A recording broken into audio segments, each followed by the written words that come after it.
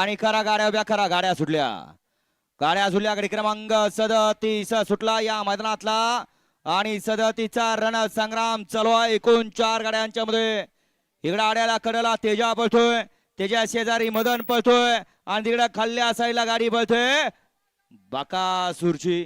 अतिशय सुंदर अशी आता लढत चालू आहे. शेवटच्या क्षणाला बाजी कोण मारतोय.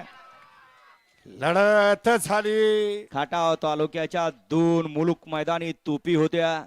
आड्याल्या साईडला होता या बैलगाडी शर्यतीतला सावळा विठ्ठल आणि पाड्याल्या साईडला होता जिथं हात लावल तिथं सोनं करणारा असा हा दिलीप ड्रायव्हर.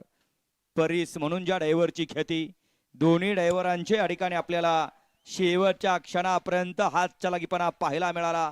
आणि गट क्रमांक 37चा निकाल. अटी आणि तटीची लढत झाली. आतापर्यंत सावलीला बसलेलं पब्लिक, झाडाखाली झोपलेलं सगळं पब्लिक मैदानात आलं आणि आताशी मैदान भरल्यागत वाटायला लागलं. श्याम गावचीला का इकडे साईडला या. श्याम. गाडी क्रमांक 37चा निकाल. 37 मध्ये सुंदर अशी अट्टी आणि तटीची लढत झाली. त्या लढतीचा निकाल आहे तास क्रमांक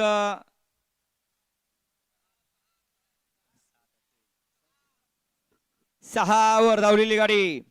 ओम साईराम प्रसन्न स्वर्गीय पंढरेश्वर जगन भडके, बडेबा प्रसन्न शिवान तुषार घोरपडे, दादा सरकार विगर पनवेल, सदाशिवगड यांचा रोमन आणि त्यांच्यासोबत नाथसाहेब प्रसन्न मोहिलचे धुमाळ सुसगाव यांचा बकासूर. या गाडीचा 1 नंबर आला. विजेता बैलगाडी मालक